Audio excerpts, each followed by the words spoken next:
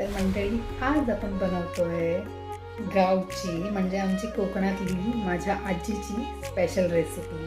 तिचं नाव आहे डांगर. जे कोकणात खातात त्यांना माहीतच असेल हे, पण आज आपण बनवून बघूया. त्यासाठी काय काय लागणार आहे आणि ते कसे करायचे ते आपण बघूया. जरा लॉंग आणि लेंदी प्रोसिजर आहे, म्हणजे थोडा वेळ लागतो त्याला, पण ठीक आहे, आपण बघून बघूया. चला तर मग सुरुवात करूया. इथे मी अख्खे सालीचे उडीद घेतलेले आहेत, ते तव्यावर एक 5 मिनटं भाजून घेतलेले आहेत व्यवस्थित. आता मी हे मिक्सरला लावते. आपल्याला त्याच्या साल काढायचे आहेत म्हणून त्यासाठी मिक्सरला लावून घेतलं आहे. आता आपल्याला हे व्यवस्थित पाखडून घ्यायचे आहेत. ताटामध्ये किंवा अगदी सुपामध्ये घेतले तरी चालते. आता हे व्यवस्थित आपल्याला ह्यातले सर्व काळ्या जे त्याचे साल आहेत ते काढून टाकायचे. असे बिना सालीचे पण उडदाची डाळ मिळते, पण ती न घेता आपल्याला हीच घ्यायची. थोडं मेहनतीचं काम आहे. व्यवस्थित ते पाखडून पुन्हा चाळणीने व्यवस्थित चाळून घ्यावं लागतं.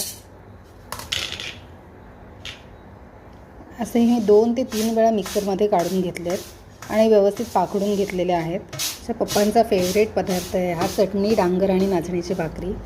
आजी आवर्जून पाठवायची माझ्या पप्पांसाठी गावावरून.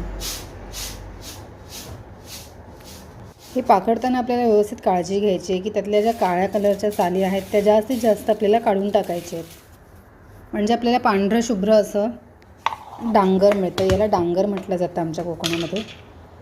पण भाकरीसोबत खाऊ शकतो. ॲक्च्युली हे नाचणीच्या भाकरीसोबत खूप सुंदर लागतं. तर असं मी हे सर्व जवळजवळ 4 ते 5 वेळा हे मिक्सरमधून मला काढावं लागलं आहे.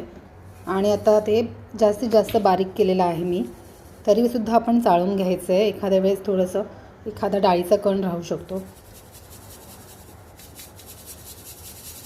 तर हे पूर्णपणे मी चाळून घेतलेलं आहे. असं आपल्याला फायनली हे असं मिळतं. तर आता याची पुढे रेसिपी कशी करायची ही मी पुढच्या रेसिपीमध्ये चॅनलला शेअर करणार आहे.